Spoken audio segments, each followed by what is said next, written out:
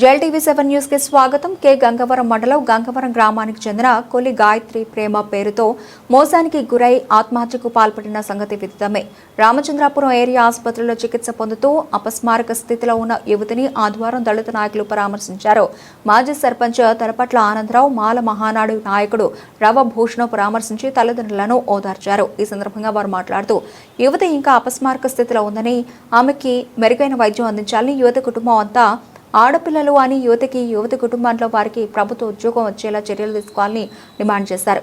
యువతి కుటుంబం వ్యవసాయ కూలీ పనుల ద్వారా జీవిస్తున్నారని, కుటుంబాన్ని ఆదుకోవాలని అన్నారు. సంఘటన జరిగిన రోజు రాష్ట్ర కార్మిక శాఖ మంత్రి వాసంశెట్టి సుభాష్ తండ్రి వాసంశెట్టి సత్యం యువతిని పరామర్శించి కుటుంబానికి ధైర్యం చెప్పారని, అలాగే మంత్రి కూడా ఫోన్ ద్వారా పరామర్శించి కుటుంబానికి భరోసాగా ఉంటానని హామీ ఇచ్చారని వారు గుర్తు చేశారు. దళిత యువతిని మోసం చేసిన వ్యక్తులను కఠినంగా శిక్షించాలని వారు డిమాండ్ చేశారు. మోసపోయిన యువతి కుటుంబానికి అండగా ఉంటానని మంత్రి సుభాష్ వారి తండ్రి సత్యం హామీ ఇవ్వడం ద్వారా దళితులకు అండగా ఉంటారని భరోసా కలిగిందన్నారు. ఈ కార్యక్రమంలో రామచంద్రాపురం నియోజకవర్గంలోని దళిత నాయకులు ఈరళ్ల రాజు, వెంటపల్లి రామకృష్ణ, చిలె నాగేశ్వరరావు, కాలుకురచ్చ, ఏడుకొండలు, వీర చిన్నాపారావు, మాల మహానాడు నాయకులు పాల్గొన్నారు.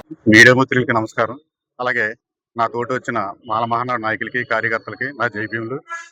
మొన్న 11వ తారీఖున ఏదైతే ఉందో గంగవరం మండలం గంగవరం గ్రామంలో కొల్లి గాయత్రి అనే అమ్మాయి ఒక బీసీ కులానికి చెందిన గెద్దాడ శేష్ కుమార్ అనే కుర్రోడు ప్రేమ పేరుతో ఆమెను వంశించి ఆ అమ్మాయిని ఇబ్బంది పెట్టి ఆమెను బలాత్కారంగా ఆ అమ్మాయిని అనుభవించి ఆమెని పెళ్లి చేసుకోవడానికి పెద్దల ద్వారా స్టేషన్లు అడిగించినా కానీ పెళ్లి చేసుకోనని నిర్భయంగా చెప్పి, మీరు ఏ కేసు పెట్టుకున్నా మాకు ఏ విధమైన ఇబ్బంది లేదు, కేసు పెట్టుకోండి, మేము ఏదన్నా చేసుకోగలమని దురుసుగా మాట్లాడటం, కులం పేరుతో దూషించటం, అలా అసహ్యకరమైన పదజాలాలు వాడటం చేయటం వలన ఆ అమ్మాయి 11వ తారీఖుని పోలీస్ కేసు పెట్టిన తర్వాత నిన్న 14వ తారీఖుని సూసైడ్ అటెంప్ట్ చేసి ముందు తాగడం జరిగింది.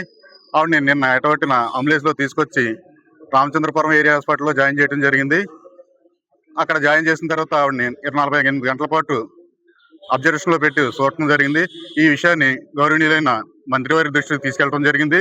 మా గ్రామ పెద్దలు, మా గ్రామంలో ఉన్న మొత్తం అంతా కలిసి మినిస్టర్ గారి దృష్టికి తీసుకెళ్ళగా ఆయన వచ్చిన వెంటనే తగిన పరిష్కారం చేసి నిందితులు ఎంతటి వారైనా సరే కఠినంగా శిక్షిస్తాం, అమ్మాయి తరపున ఖచ్చితంగా న్యాయం జరిగేలా చేస్తాం అని భరోసా ఇవ్వడంతో మేము ఆయన ఆశ్రయించి ఈ రోజు హాస్పిటల్కి సందర్శించడానికి వచ్చాం. అమ్మాయిని ఇంకా 48 గంటల అబ్జర్వేషన్ ఉంచాలన్నారు.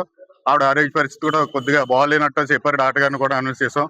కావున ఆవిడకి న్యాయం చేకూర్చి ఆవిడ కుటుంబంలో 4 అమ్మాయిలు, ఈవిడ లాస్ట్ ఆవిడ, వాళ్ళకి ఏ విధమైన జీవనోపాధి లేదు. కావున ఆవిడకి మెరుగైన వైద్యం చేయించి ఆ కుటుంబానికి గవర్నమెంట్ ద్వారా ఇవ్వాల్సిన ఏదైనా ఉద్యోగ సౌకర్యం కల్పిస్తే మంత్రివర్యులకి మా ఎస్సీ సంఘం నుంచి, మాల మహానాడు నుంచి కూడా రుణపడి ఉంటామని తెలియజేసుకుంటూ ఊహిస్తున్నాం. మీడియా మిత్రులందరికీ నమస్కారం. నా పేరు రవభూషణ. మరి నిన్న ఏదైతే గంగవరం ఇన్సిడెంట్ కొల్లు గాయత్రి ప్రేమ పేరుతో మోసపోయి అదే గ్రామానికి చెందిన గెద్దాడ శేష్ కుమార్ బీసీ సామాజిక వర్గానికి వ్యక్తి, మరి అమ్మాయి అయితే మాల సామాజిక వర్గానికి చెందిన వ్యక్తి.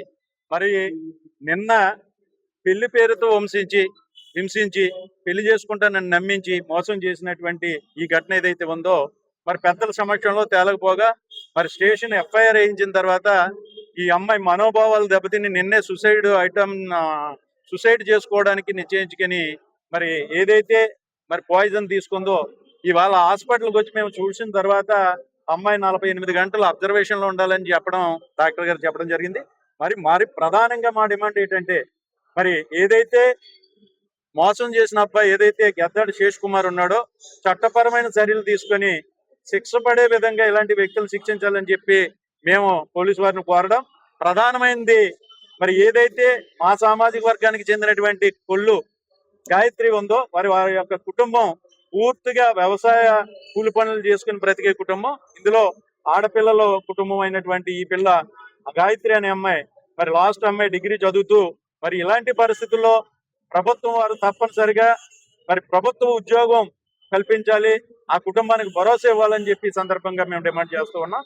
అలాగే సేమ్ టైం మరి మొన్న ఏదైతే ఈ అమ్మాయి ఇన్సిడెంట్ జరిగిన తర్వాత అబ్బాయి తాలూకా మరి మంత్రివర్యులు వాసంశెట్టి సుభాష్ గారి తండ్రి అయినటువంటి సచిన్ గారి దగ్గరికి వాళ్ళు వచ్చి ఏదో ప్రాధాయపడేటప్పుడు ఇలాంటి విషయాల్ని మా దగ్గరికి తీసుకురావద్దు, ఇది తప్పు అని చెప్పి వాళ్ళని పంపించేయడం జరిగింది. మరి ఇలాంటి పరిస్థితుల్లో నిన్న గాయత్రి హాస్పిటల్కి రాగానే వెనువెంటనే మెరుగైన వైద్యం కోసం భరోసా ఇచ్చి కార్పొరేట్ వైద్యం చేయిస్తాను, వాళ్ళ కుటుంబానికి భరోసా ఇస్తానని చెప్పి నిన్న హాస్పిటల్ సందర్శించి సత్యం గారు పెద్దలు మరి ఈ యొక్క వారి కుటుంబానికి భరోసా ఇవ్వడం జరిగింది. తప్పనిసరిగా మేము గెలిపించి ఓటేసినటువంటి సుభాష్ గారు కానీ, ఇక్కడ అనునిత్యం ప్రజలతో మమేకమై ఉన్నటువంటి సత్యం గారు కానీ దళిత కుటుంబాలకి పెద్ద భరోసాగా ఉన్నారనే దానికి ఇదే నిదర్శనం.